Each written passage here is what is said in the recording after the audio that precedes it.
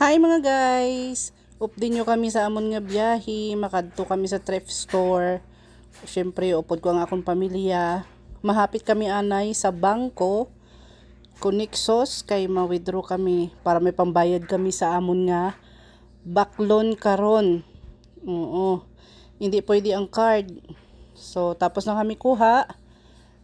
Drive na kami pakadto sa thrift store. Si Leslie nagali ang naga-drive. Mayo na ginasaya mag-drive ya. Kulang na lang ginasaya yung professional license. Kay may ara na siyang training nga license siya bala. So, siya na ang naga-drive. Basta ara lang si tito niya. So, ara na kami daayon sa may thrift store. Gapangita lang kami da sang amon nga parkingan. Ara na ginatudloan na siya ni tito niya kung di siya ma-park. Ginatudloan na siya nga maginahinay kay basikon. Mabungguan niya ang salakyan kag mamalayran kami. Ginoo ko. Oh. Park na kami. Na okay na. Manaog na kami sa salakyan. Kag makadto na kami sa thrift store.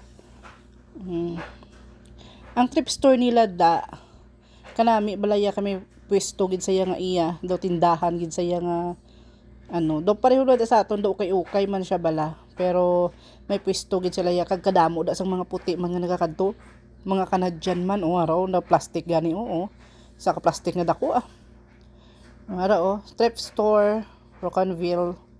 So pasok amo na da sa sulod nan. So nauna na sila sa ako na isa ang akong esposo ka pamili na sa jacket. Ara. So ginatawag niya ko kay may jacket o sa nakita sa piha kay mabakal mo ko sa jacket para sa amon nga obrahan kay tugnaw na. Di kinahanglan na mag-jacket. Yan. Pili-pili ko Ito mga dagko man na kay iyaman ka pang lalaki ang nakita ko. Wala ko yan nagkuha.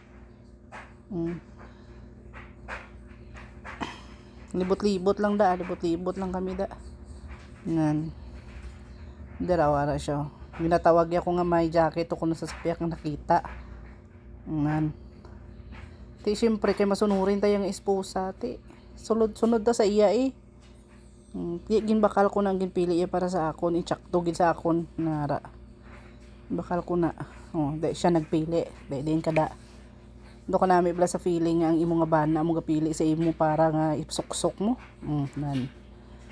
Kaya ginapangita ko ang may hood. Nan. Pang winter. Kay pwede na gid siya katugnaw. Nan. So ginbakal ko na $5 lang man pero kung sa aton mahal na siya. Ara pa nan. May mga pinggan. Jacket, nining jacket niyo, gibakal kon man para sa iya. Kay go sa iya. Ti gibakal ko na pa hindi pa na sa kay damo na sa kuno jacket. Ti 5 sige lang At least kung mag-ubra kaya may ilis-ilisan ka. $5. Gikuha na mo na siya. 2 ka jacket ang amon nga bakal. So guys, papuli na kami kay gabi na mga alas 7 na dyan oras. Kaya ayan, madilim na. Pauwi na kami ng aming bahay. So malapit lang naman yan dito sa amin.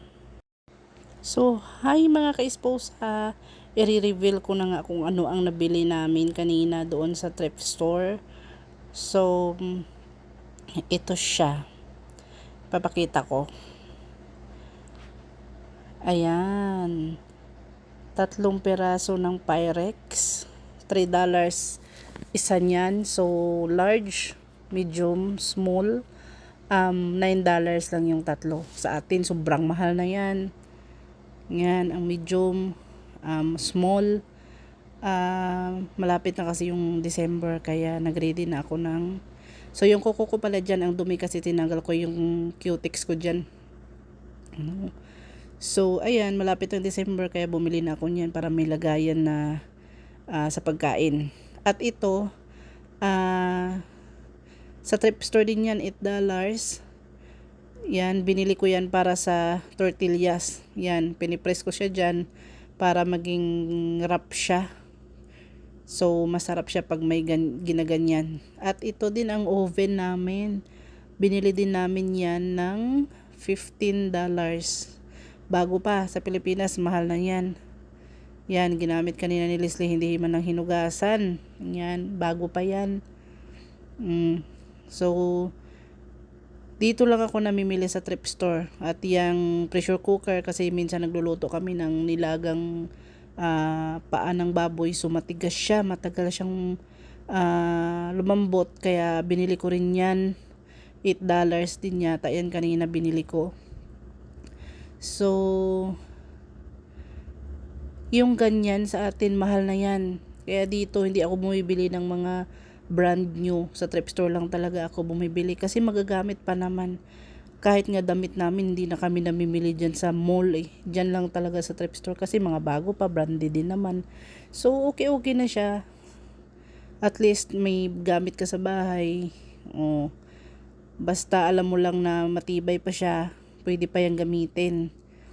So, nakakatipid din kami sa mga gamit ng bahay dahil dyan kami nga sa thrift store namimili. So, sa susunod na video ulit. Thank you mga kaispusa.